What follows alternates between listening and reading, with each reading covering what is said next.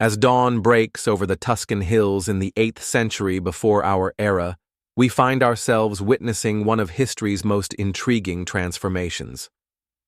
The landscape that will become the heartland of Etruscan civilization stretches before us, dotted with small hilltop settlements that seem to emerge naturally from the rolling terrain. These are the Villanovan communities, named by modern archaeologists after a site near Bologna, where their distinctive pottery and metalwork were first systematically studied. The Villanovans represent the immediate predecessors of the Etruscans, and their settlements provide our first glimpse into the cultural foundations that would support centuries of Etruscan achievement. Picture these early communities perched on easily defended hilltops, their simple huts arranged around common areas where families gather to share meals and stories as evening shadows lengthen. The dead are cremated, and their ashes placed in distinctive biconical urns, rounded vessels that narrow at the middle, often covered with bronze helmets that speak to a warrior culture beginning to emerge from the Bronze Age twilight. The transformation from Villanovan to Etruscan culture unfolds gradually, like the slow change of seasons.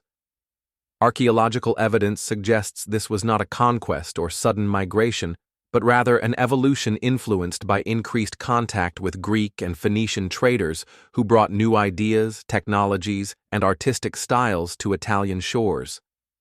Greek pottery begins appearing in Villanovan graves, alongside Eastern Mediterranean luxury goods that speak to growing prosperity and cultural exchange. The mineral wealth of the region plays a crucial role in this transformation. The hills of what would become Etruria are rich in iron ore, copper, silver, and tin, the raw materials that fuel Bronze and Iron Age economies. Etruscan smiths become renowned throughout the Mediterranean for their skill in working these metals, creating tools, weapons, and decorative objects that combine functionality with remarkable artistic beauty. The gentle clinking of hammers on anvils becomes a constant soundtrack in Etruscan settlements as workshops expand to meet growing demand from near and distant markets. As we drift through these early centuries, we can observe the gradual emergence of social stratification within Etruscan communities. Simple Villanovan equality gives way to more complex hierarchies, evidenced by the appearance of wealthy burials containing imported goods, locally made luxury items, and the first examples of the elaborate tomb architecture that will become an Etruscan hallmark. These early chamber tombs, carved into soft tufa rock or built with massive stone blocks, represent far more than simple burial places. They are architectural statements about family status, religious belief, and the growing sophistication of Etruscan society. The development of writing marks another crucial milestone in early Etruscan development. Adopting and adapting the Greek alphabet around the 7th century BCE, the Etruscans begin creating the earliest written records in any Italian language. These inscriptions, found on tombs, mirrors, and everyday objects, provide our first direct connection to Etruscan voices across the millennia. Though much of their language remains mysterious to modern scholars, we can read names, dedications, and brief glimpses into their daily concerns and spiritual beliefs. Religion during this formative period shows the beginnings of the complex system that will characterize Etruscan spirituality for centuries to come. The Etruscans developed sophisticated practices of divination, believing that the gods communicate their will through natural phenomena. Priests called haruspices learn to read the entrails of sacrificed animals, while augurs interpret the flight patterns of birds and the meaning of lightning strikes. This religious worldview creates a culture deeply attuned to natural rhythms and celestial events, where every significant decision requires consultation with divine will. The physical layout of early Etruscan settlements begins to reflect these religious beliefs. Cities are founded according to religious rituals that divide space into sacred quadrants, with temples positioned to align with celestial observations. The mundane and sacred interweave seamlessly, creating urban environments where religious ceremony and daily life flow together like threads in a tapestry. Trade relationships expand dramatically during this period, as Etruscan merchants established networks that will eventually span the Mediterranean. Their ships, loaded with metalwork, pottery, and other manufactured goods, sailed to Greek colonies in southern Italy, Phoenician trading posts in Spain and North Africa, and Celtic settlements in France and Central Europe. In return, they bring home wine amphorae from Greece, spices from the eastern Mediterranean, amber from the Baltic, and ideas that continuously enrich their developing culture.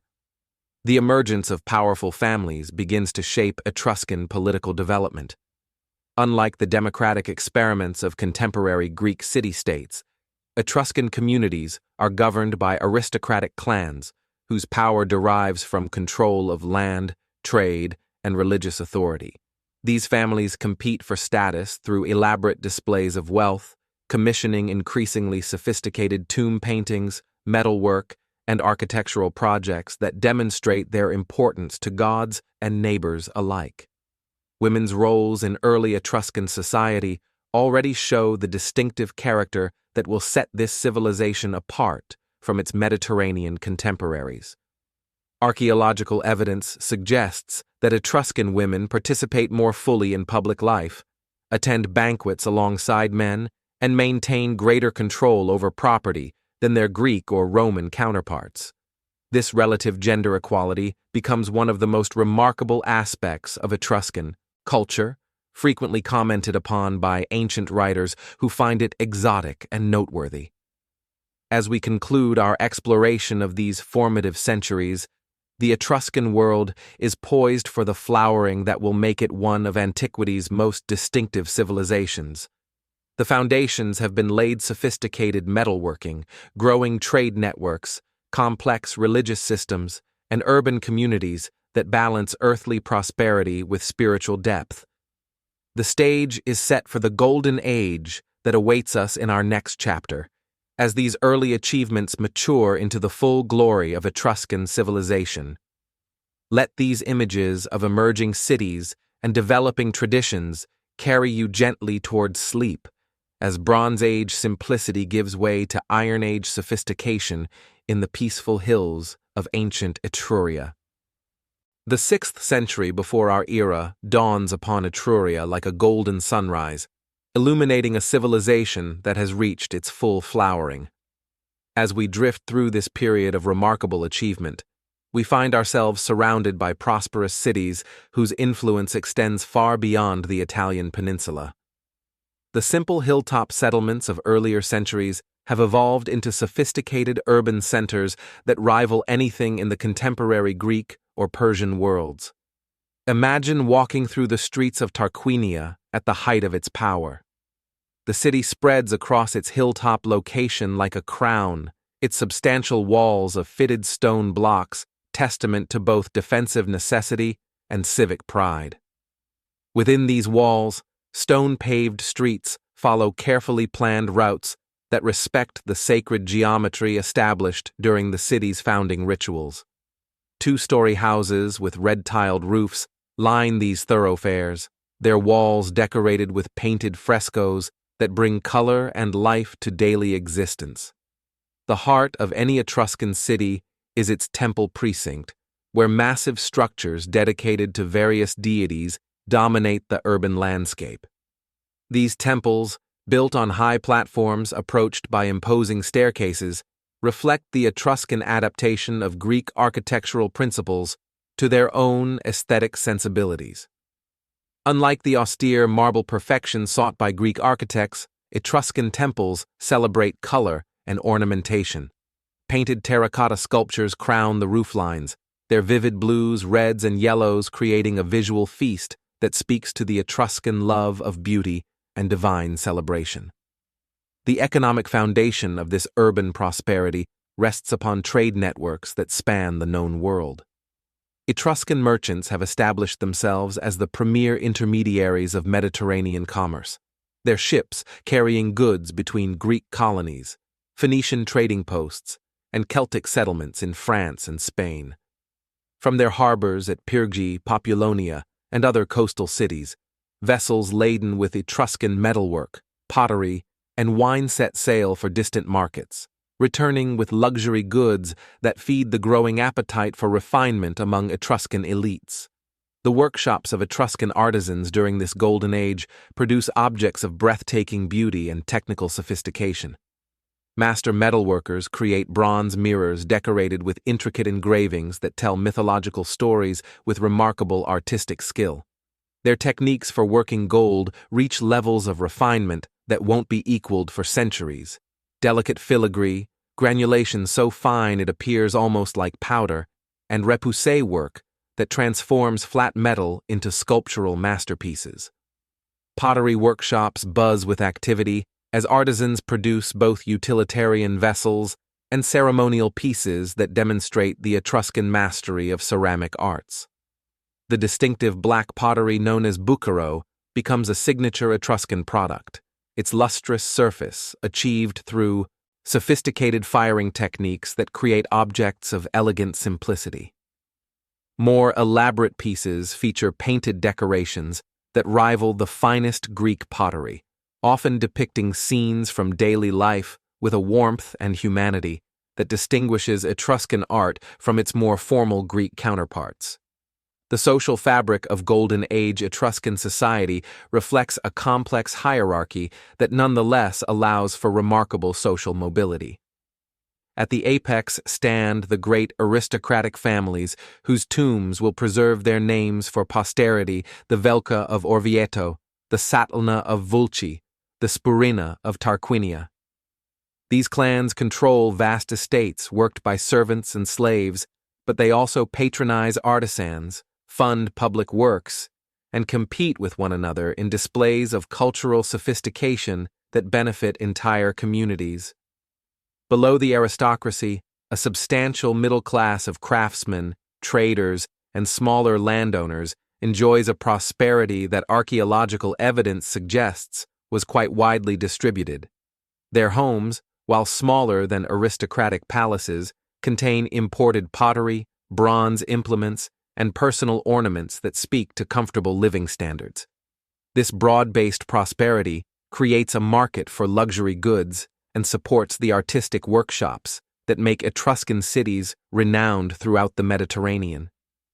Religious life during this period reaches remarkable sophistication, with elaborate ceremonies that mark the rhythms of both civic and agricultural life. The Etruscan religious calendar is rich with festivals that honor various deities while strengthening community bonds. During these celebrations, the normal social hierarchies relax somewhat, as entire populations participate in processions, sacrifices, and communal feasting that reinforce shared identity while honoring divine beneficence. The role of women in Etruscan society continues to distinguish this civilization from its contemporaries. Aristocratic women appear in tomb paintings reclining at banquets alongside their husbands, wearing elaborate jewelry and participating fully in social ceremonies. They own property, make dedications to temples, and are buried with grave goods that reflect their personal wealth and status. Some scholars suggest that certain priestly functions may have been reserved for women, giving them roles in religious life that extend their influence beyond the domestic sphere. Cultural exchange during this golden age flows in multiple directions, as Etruscans not only import goods and ideas, but also export their own innovations. Etruscan engineers develop sophisticated techniques for draining marshlands and creating agricultural terraces that increase crop yields. Their medical knowledge, particularly in areas like dentistry and prosthetics, advances beyond contemporary standards. Most significantly, they begin to influence the development of Roman civilization, as Roman aristocrats adopt Etruscan customs, religious practices, and artistic styles. The political organization of Etruscan cities during this period reflects their prosperity and confidence. While each city maintains independence, they cooperate through loose confederations that coordinate military campaigns, religious festivals, and commercial agreements. The Etruscan League, centered around the shrine of Voltumna, provides a forum for inter-city cooperation without sacrificing local autonomy, a political model that balances unity with diversity. Education and literacy expand during the Golden Age, as evidenced by the increasing number of inscriptions found on everyday objects. Etruscan families commission elaborate tomb paintings that serve not only as memorials, but as educational tools, depicting mythological scenes, religious ceremonies, and historical events that preserve cultural knowledge for future generations.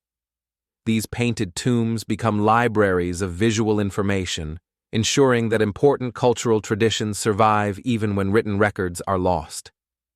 As we drift toward sleep through these prosperous centuries, we can almost hear the sounds of Golden Age Etruria, the ring of hammers in workshops, the calls of merchants in busy marketplaces, the music of festivals echoing from temple precincts, and the gentle conversation of families gathering for evening meals in homes decorated with beauty and filled with the security that comes from living in a civilization at its peak. This golden age sets the stage for the challenges that lie ahead, as the growing power of Rome begins to cast shadows across the Etruscan world. But for now, in these peaceful moments before sleep, we can savor the achievement of a people who created one of antiquity's most distinctive and appealing civilizations. As evening settles over the Etruscan world, we find ourselves drawn into the intimate rhythms of daily life that give this ancient civilization its distinctive character. Unlike the public monuments and political achievements that dominate other ancient histories, Etruscan culture reveals itself most clearly in the gentle details of how people lived, worshipped, and understood their place in the cosmos. The Etruscan approach to religion creates a worldview where the sacred permeates every aspect of existence. Their gods are not distant Olympian figures ruling from marble temples, but intimate presences who communicate constantly through natural phenomena. The morning begins with observations of bird flight patterns, as augurs trained in this ancient science interpret the messages carried by different species moving across carefully divided sections of sky. A hawk circling clockwise brings different meaning than one moving against the sun's path, and these subtle distinctions guide important decisions throughout the community. Lightning holds particular significance in Etruscan religious practice, with specialist priests called fulguratores who maintain detailed records of where and when lightning strikes occur. Different types of lightning-straight bolts, zigzag patterns, brief flashes, or prolonged display carry specific meanings that influence everything from agricultural timing to political decisions. The Etruscans developed sophisticated charts that map the sky into 16 regions, each associated with particular deities whose messages arrive through celestial phenomena. Perhaps most fascinating to modern observers is the Etruscan practice of haruspicy divination through examination of sacrificial animals' organs. This is not primitive superstition, but a complex interpretive science practiced by highly trained priests who undergo years of education to master their craft. The haruspice approaches his task with the gravity of a modern surgeon, carefully examining the color, texture, and position of various organs to discern divine will. Bronze models of sheep livers, marked with detailed explanations of different regions and their meanings, serve as textbooks for students learning this intricate art. Daily worship in Etruscan households begins before dawn, as family members gather to make offerings at small household shrines. These intimate spaces, often located in the atrium of larger homes, contain small bronze or terracotta figurines representing protective deities, along with vessels for libations and platforms for food offerings. The gentle ritual of morning devotions, a few drops of wine poured onto the ground, a portion of bread left for divine consumption, brief prayers for family welfare, creates a rhythm that sanctifies ordinary time. The artistic achievement of Etruscan civilization becomes most apparent in their tomb paintings, which provide us with unparalleled glimpses into ancient daily life. In the Tomb of the Leopards at Tarquinia, we see aristocratic families reclining on couches during elaborate banquets, their faces animated with conversation and laughter. The men wear wreaths of leaves and flowers, while women display elaborate jewelry and richly decorated clothing. Musicians play double flutes and lyres, creating soundscapes we can almost hear across the millennia. These banquet scenes reveal the Etruscan appreciation for life's pleasures without the guilt or philosophical concern that characterizes some other ancient cultures. Food and wine are gifts from the gods to be enjoyed with gratitude rather than suspicion. The paintings show servants carrying elaborate dishes, roasted birds, fish, fruits arranged in artistic displays, wine mixed with honey and spices in beautiful bronze vessels. The atmosphere is one of celebration rather than mere consumption, with diners engaging in animated conversation and entertainment. Women's participation in these banquets distinguishes Etruscan culture from most contemporary civilizations. While Greek women are confined to separate quarters during male dining, and Roman women traditionally eat sitting upright while men recline, Etruscan women recline alongside their husbands as equals in the social ritual. They wear their hair in elaborate styles secured with golden pins and diadems, their clothing rich with embroidered patterns and bright colors that speak to both wealth and artistic sophistication. The daily routine of an Etruscan household unfolds with rhythms that blend practical necessity with religious observance. Dawn brings the morning devotions, followed by the business of the day, men departing for workshops, fields, or commercial activities, while women supervise household management, textile production, and the education of children. Midday meals are simple affairs, but evening dining becomes an opportunity for extended family gathering and social connection.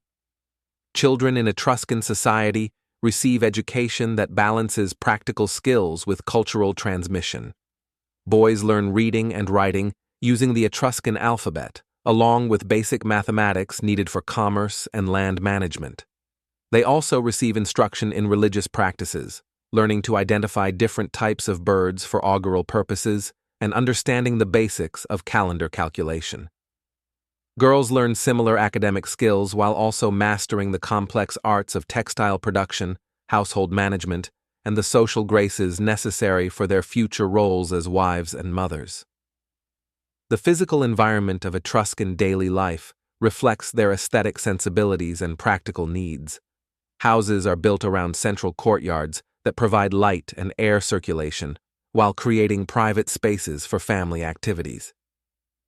Rooms are decorated with painted frescoes that bring color and visual interest to interior spaces, geometric patterns, floral motifs, and occasionally narrative scenes that reflect the homeowner's cultural interests and social status. Furniture in Etruscan homes combines functionality with artistic beauty. Bronze beds with elaborate decorative elements serve as both sleeping platforms and social spaces for conversation and relaxation. Wooden chairs and stools are often decorated with carved ornaments or bronze fittings that transform utilitarian objects into works of art. Storage chests and containers feature painted or carved decorations that make even mundane household items aesthetically pleasing. The marketplace forms the social heart of Etruscan cities, where commercial activity blends with social interaction and religious observance. Morning markets buzz with activity as farmers bring produce from surrounding countryside, artisans display their latest creations, and merchants offer imported goods from distant lands. The gentle haggling over prices becomes a form of social theater, with participants enjoying the interaction as much as the economic transaction. Religious festivals punctuate the calendar with celebrations that bring entire communities together. During these events, normal social hierarchies relax as all citizens participate in processions, sacrifices, and communal feasting. The festivals combine solemn religious observance with joyful celebration, creating shared experiences that reinforce community bonds while honoring divine beneficence. As night falls over the Etruscan world, families gather for evening meals that extend well beyond simple nutrition. These dining experiences become opportunities for storytelling, discussion of daily events, and the transmission of cultural values from one generation to the next. The gentle conversation, accompanied by wine and music, creates an atmosphere of domestic tranquility that speaks to the Etruscan talent for combining material prosperity with spiritual depth. The rhythm of Etruscan daily life, with its balance of work and worship, individual achievement and community celebration, practical necessity and aesthetic beauty, creates a civilization that seems remarkably modern in its appreciation for life's complexities and possibilities. As we prepare for sleep, these images of ancient families gathering in lamplit homes, sharing meals and stories while the stars wheel overhead, remind us of the eternal human desire for connection, beauty, and meaning in our brief journey through time. As we drift deeper into the story of Etruscan civilization, the 5th and 4th centuries before our era bring us to a period of profound transformation. The peaceful prosperity that characterized the Golden Age begins to face challenges from a growing power to the South Rome, initially a small city-state that has absorbed much Etruscan culture but now seeks to expand its influence throughout central Italy. The relationship between Etruscans and Romans begins not with conflict, but with cultural exchange and even political union. During the 6th century BCE, Rome itself is ruled by Etruscan kings Tarquinius Priscus and Tarquinius Superbus, who transform the simple Latin settlement into a proper city with Etruscan-style temples, drainage systems, and civic institutions. The Romans adopt Etruscan religious practices, architectural styles, and even the symbol of royal authority, the fasces, a bundle of rods that will later become synonymous with Roman power. This early period of cooperation creates deep cultural connections that persist long after political relationships change.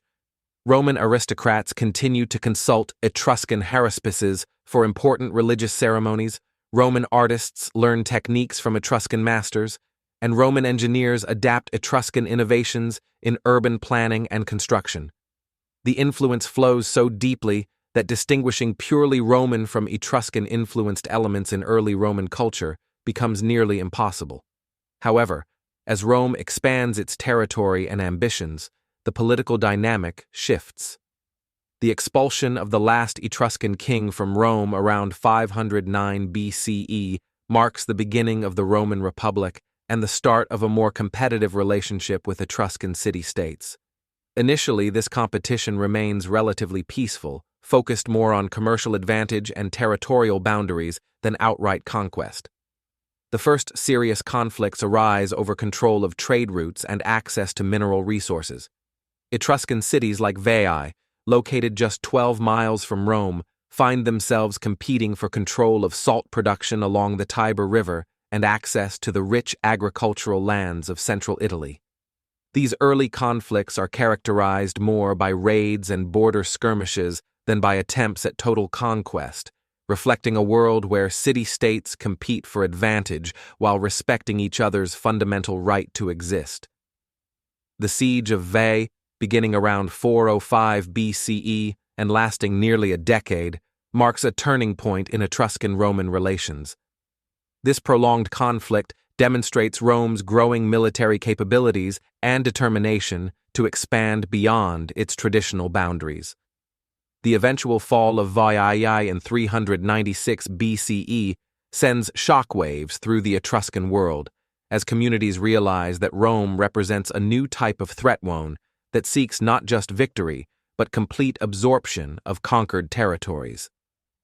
What makes this period particularly poignant is how gradually the change occurs. Individual Etruscan cities continue to prosper even as Roman influence grows. Archaeological evidence from sites like Tarquinia and Cerveteri shows continued artistic production, elaborate tomb construction, and maintenance of traditional cultural practices well into the 4th and 3rd centuries BCE. The Etruscan way of life doesn't disappear overnight, but rather adapts slowly to changing political realities. The internal politics of Etruscan cities also evolve during this period. Traditional aristocratic governance faces challenges from rising merchant classes and pressure from Roman political models. Some Etruscan communities experiment with more inclusive political systems, while others retreat into more conservative aristocratic control. These internal divisions sometimes make coordinated resistance to Roman expansion more difficult, as different cities pursue different strategies for dealing with the growing southern power. Military technology and tactics change significantly during this period of conflict. Etruscan armies, traditionally organized around aristocratic warriors supported by client soldiers, begin adopting Roman-style formations and equipment. The introduction of standardized weapons, coordinated infantry movements, and more systematic military training reflects the influence of constant low-level warfare on Etruscan society. Despite military pressures, Etruscan cultural achievement continues during this period. The 4th century BCE sees some of the finest Etruscan art, including elaborate painted tombs that seem to respond to political uncertainty with increased emphasis on joy, beauty, and the celebration of life. The Tomb of the Blue Demons at Tarquinia, with its vivid depictions of underworld scenes, suggests an artistic response to the growing awareness of cultural mortality. The role of individual leaders becomes more prominent during this period of challenge. Etruscan aristocrats like Lars Tolumnius of Veii and later figures like Arruns of Clusium emerge as military commanders and political negotiators who try to balance Etruscan independence with Roman demands. Their stories, preserved in Roman historical accounts, reveal the complex personal dimensions of this larger cultural transformation. Religious responses to political change show the adaptability of Etruscan spiritual practices. Haruspices begin incorporating interpretations that address the specific challenges of Roman expansion, while maintaining traditional observances that reinforce cultural identity. Religious festivals become more important as expressions of Etruscan distinctiveness, even as political independence becomes increasingly difficult to maintain. The gradual nature of Etruscan absorption into the Roman world creates unique opportunities for cultural synthesis. Rather than being conquered and replaced, Etruscan communities often become Roman municipalities that retain many traditional practices while adopting Roman legal and political structures. This process creates hybrid communities where Etruscan and Roman elements blend in complex ways. Economic relationships during this transitional period show similar complexity. Etruscan artisans continue producing goods for Roman markets, while Roman merchants establish businesses in Etruscan cities. Trade relationships that once operated between independent city-states gradually transform into internal commerce within an expanding Roman system. The change brings both opportunities and challenges as traditional Etruscan commercial networks adapt to new political realities. The experience of individual families during this period varies enormously depending on their location, social status, and political choices.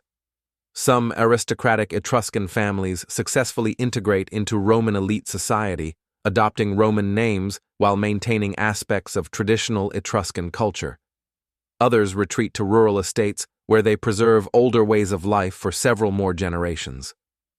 Middle-class families often find new opportunities in the expanding economy, while maintaining cultural practices that connect them to their Etruscan heritage. Women's roles begin to change during this transitional period, as Roman marriage customs and legal practices gradually influence Etruscan communities.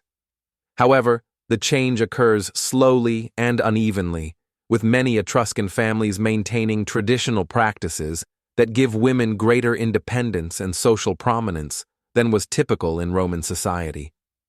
As we drift through these centuries of transformation, we witness not the dramatic collapse of a civilization, but its gradual metamorphosis into something new. The Etruscan world doesn't end with military defeat, but rather evolves through a complex process of cultural negotiation and adaptation. This slower transformation, while less dramatic than conquest, proves ultimately more profound in its effects on the development of Mediterranean civilization. The conflicts and changes of this period set the stage for the final chapter of independent Etruscan political life, while also beginning the process through which Etruscan cultural achievements become integrated into the broader Roman world that will dominate the Mediterranean for centuries to come. As we continue our gentle journey through Etruscan history, the 3rd century before our era opens upon a world in transition. The independent city-states that once competed with Rome for supremacy in central Italy now find themselves navigating an increasingly Roman-dominated landscape.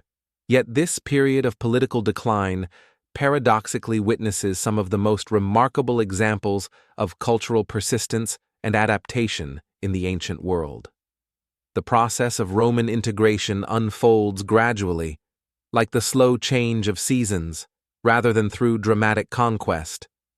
Individual Etruscan cities negotiate separate agreements with Rome, some becoming allied communities that retain internal autonomy while accepting Roman leadership in foreign affairs. Others become Roman municipalities with varying degrees of self-governance. This piecemeal approach allows Etruscan communities to preserve many traditional practices while adapting to new political realities. The city of Caere provides an excellent example of this transitional process.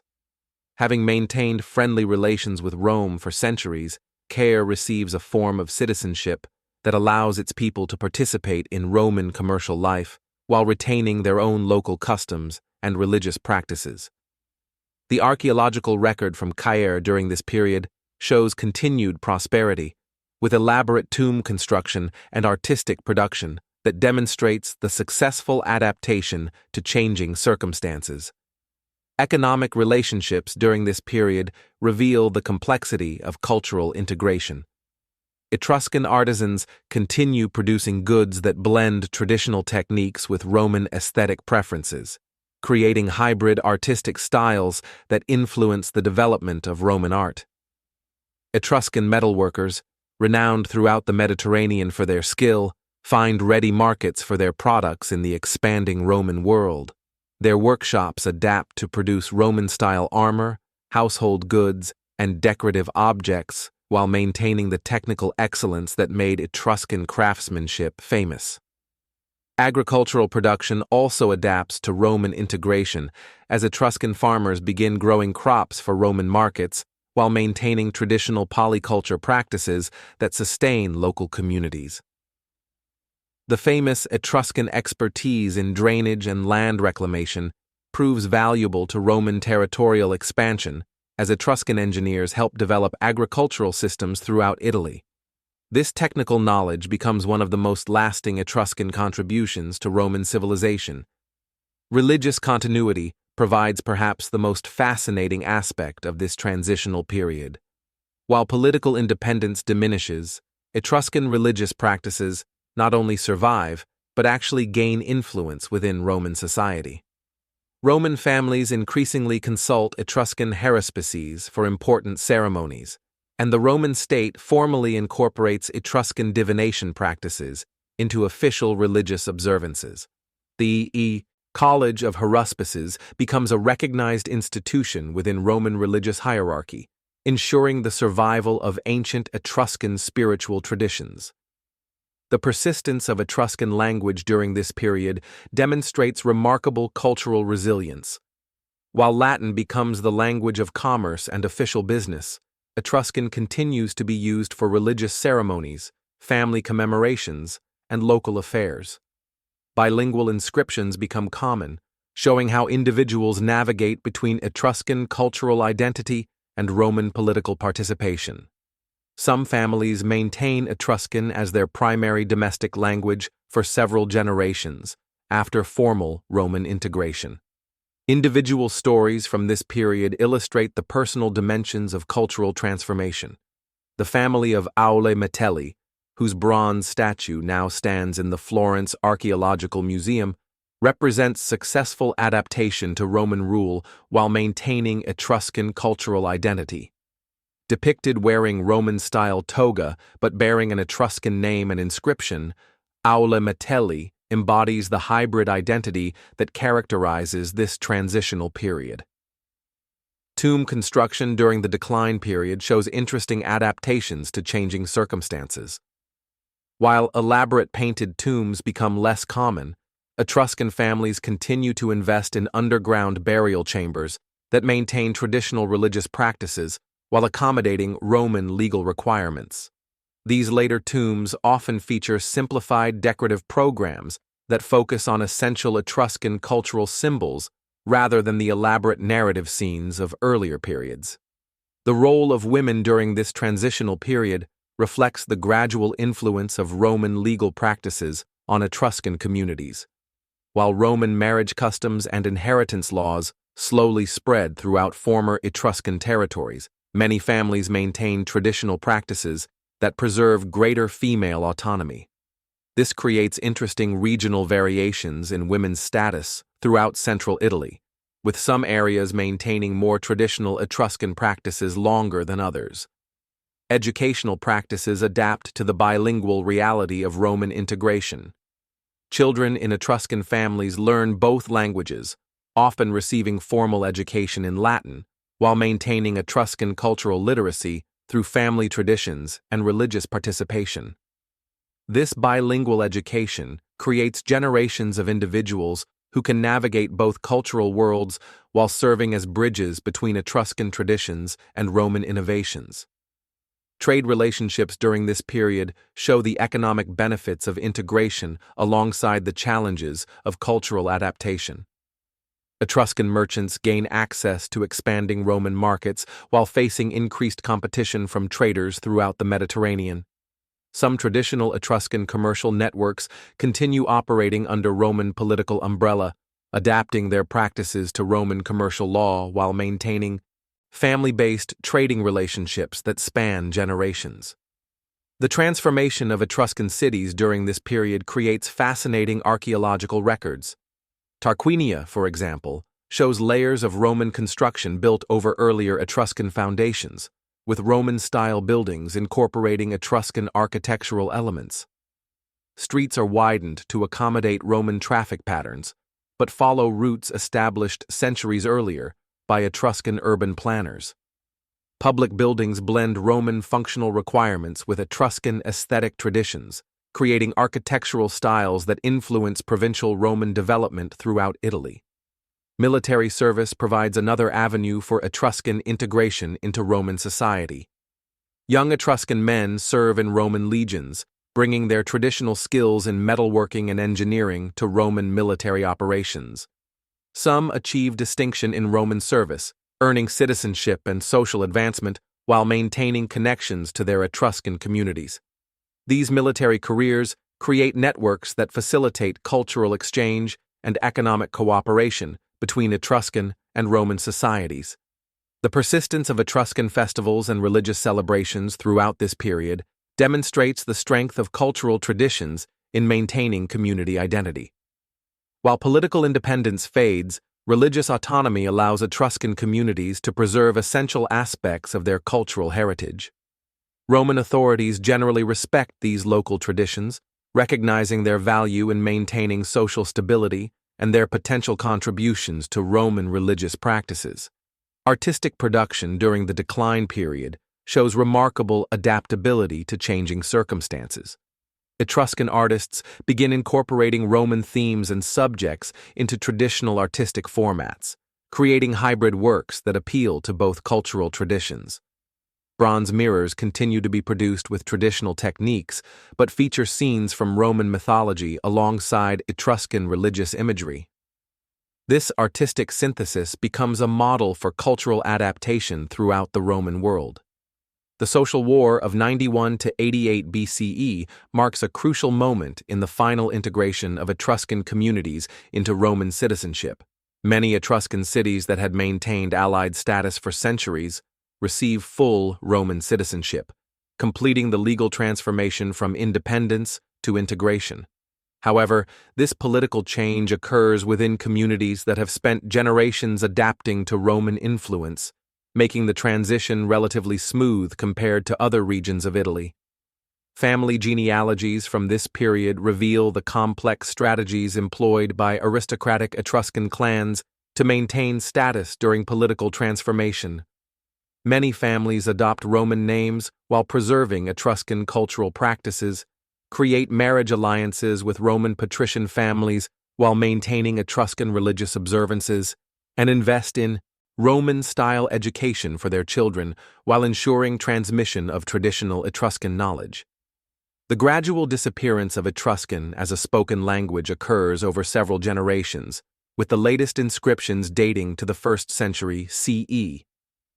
However, this linguistic transition happens within communities that have successfully preserved many non-linguistic aspects of Etruscan culture.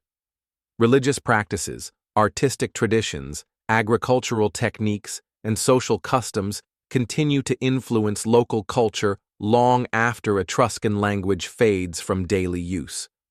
Archaeological evidence from late Etruscan sites shows continued prosperity despite political subordination.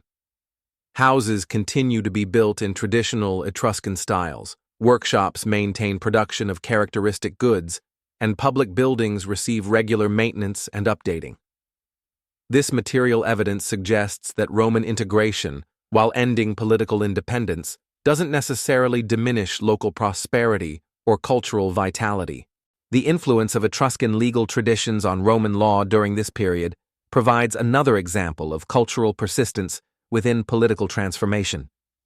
Etruscan practices regarding property rights, family inheritance, and commercial relationships contribute to the development of Roman legal codes that will influence Western legal traditions for centuries.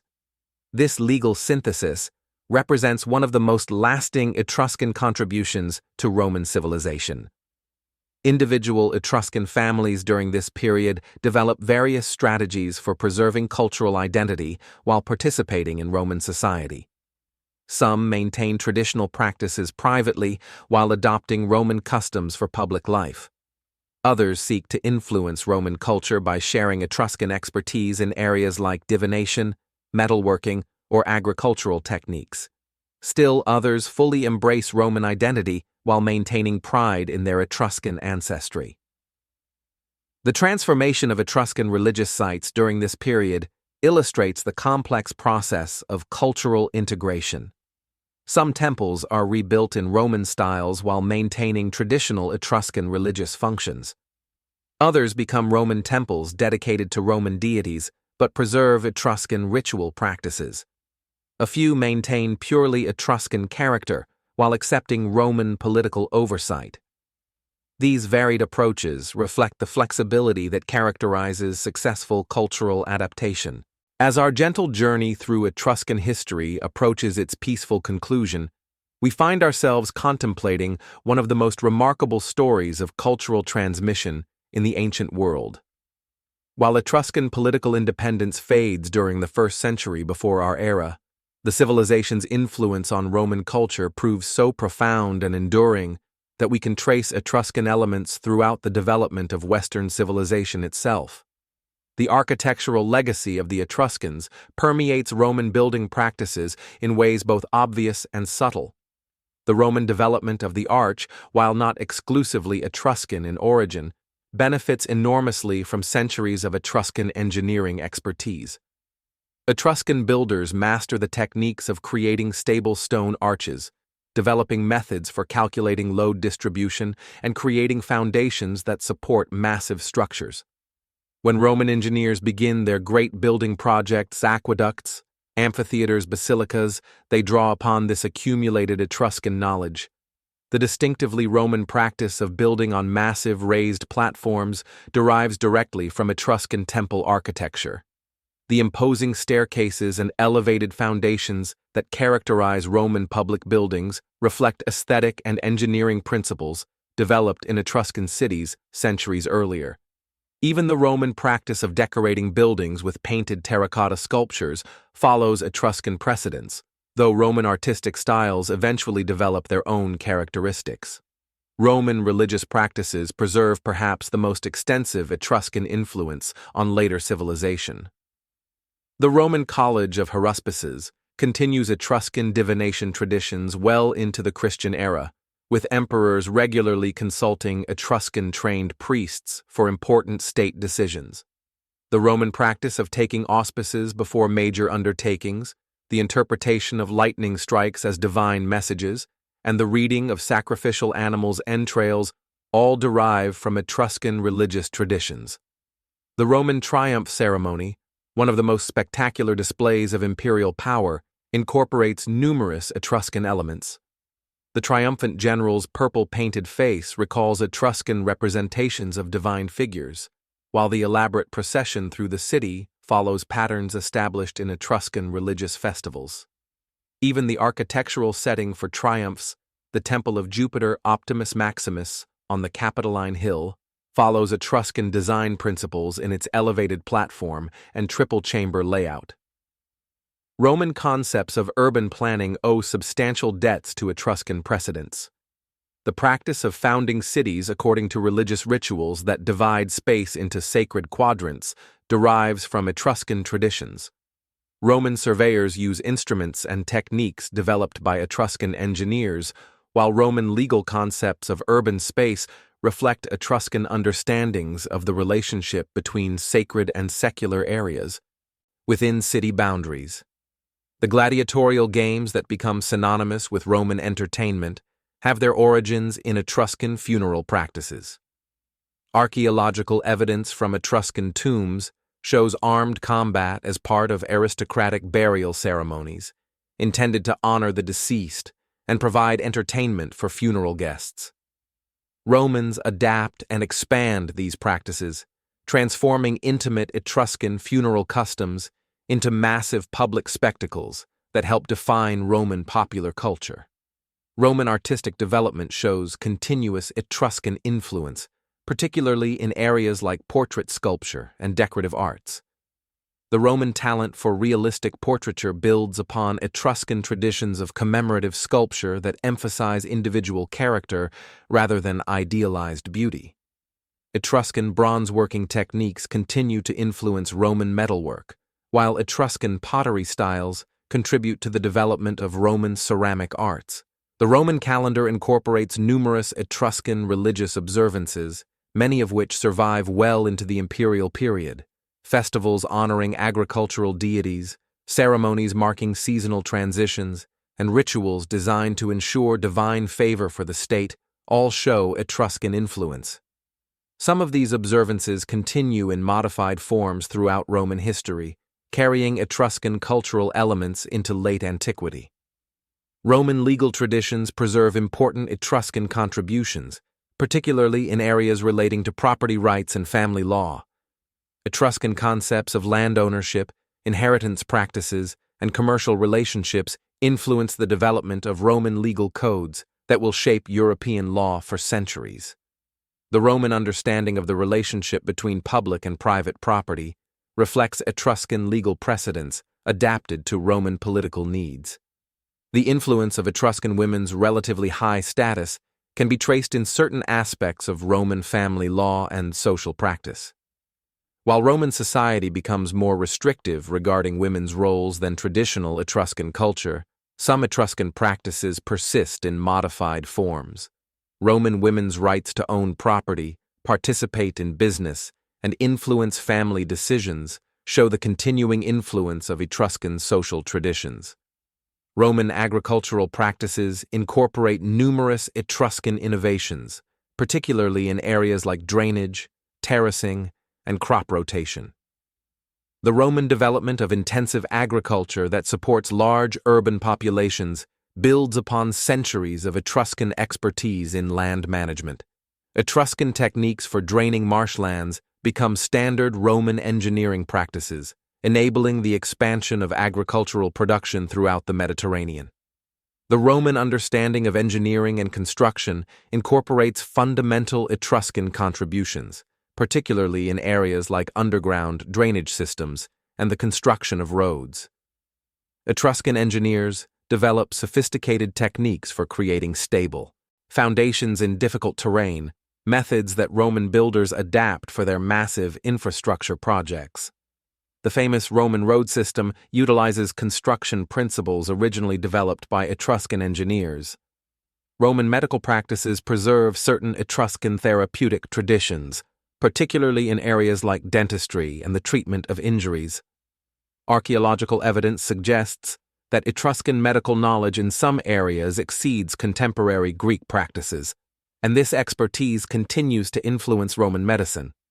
Some Roman medical instruments and techniques show clear Etruscan precedents, suggesting continuous transmission of practical knowledge. The Roman institution of clientage, where powerful patrons provide protection and support for dependent clients, reflects social patterns that develop in Etruscan communities. The complex networks of obligation and mutual support that characterize Roman social relationships build upon precedents established in Etruscan city-states. These social patterns become fundamental aspects of Roman political organization. Roman concepts of luxury and refined living show extensive Etruscan influence, particularly in areas like banquet customs, domestic architecture, and personal ornamentation. The Roman appreciation for fine dining, elaborate entertainment, and domestic comfort develops from Etruscan lifestyle patterns. Even Roman clothing styles, particularly for formal occasions, incorporate elements derived from Etruscan fashion.